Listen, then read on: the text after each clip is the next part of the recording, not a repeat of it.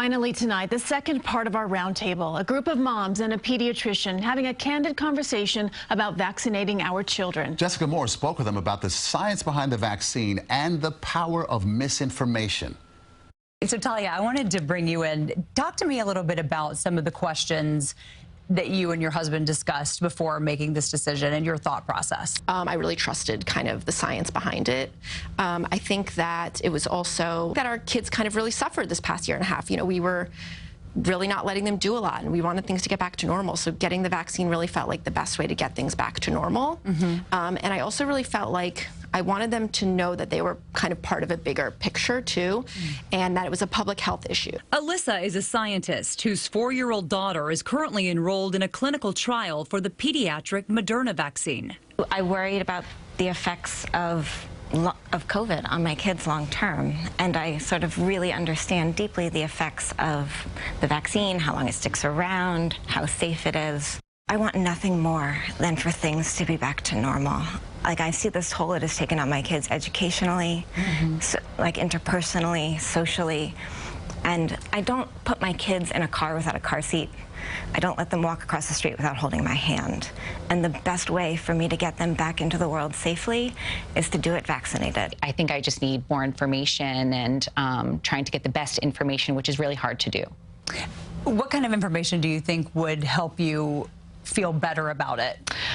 I think hearing a lot about the mRNA technology. I also heard about like the microchip and like how it's going to change your DNA and how it's going to do this, that, and the other. And then it's like, who do you trust? Because there's doctors saying one thing, and then there's doctors saying another thing, and you're like, well, you're both doctors, you both went to school, you both have degrees, you've both been practicing, and it's like, who do I listen to?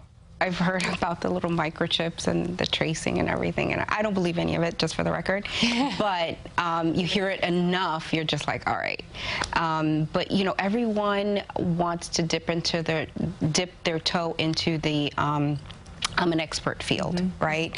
And there are too many experts, so many hands in the pot. Your head is just spinning with so much information. I find it overwhelming, actually quite scary, right? Because I feel like the misinformation game has been winning. Again, I'm going to come back to the pediatricians and the infectious disease doctors are quite humble, smart people that are quite quiet about it, and our voice has not been heard.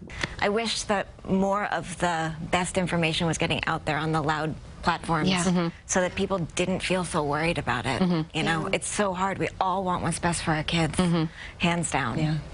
But this was great. This was actually very therapeutic. I didn't realize how much I needed to talk about it and talk more about it because it does keep me up at night.